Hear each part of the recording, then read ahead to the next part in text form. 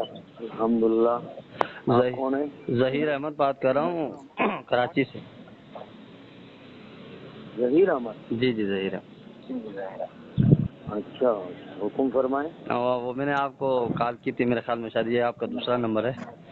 تو عرض یہ تھا کہ یہ جو اسد اللہ کھوڑو صاحب ہیں، اس کے بیانات مسجد میں کرانا کیسا ہے؟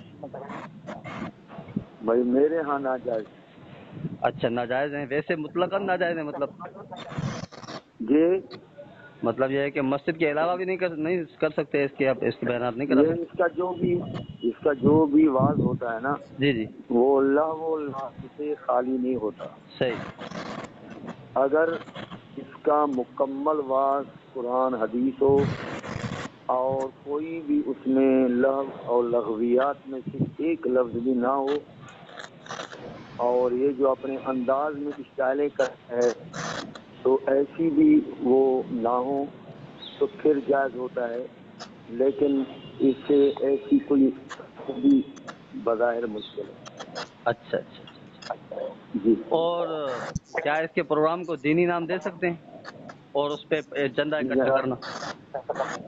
یہ اس کے پروگرامات کو دینی نام دے سکتے ہیں، سیرت النبی یا سیرت صحابہ یا اس طرح جیسے کیمپس کا عنوان رکھتے ہیں پھر میرے اس؟ خیال میں ایسے بیان یا ایسے پروگرام کو کوئی بھی دینی عنوان دینا شرعاً ناجائز ہے.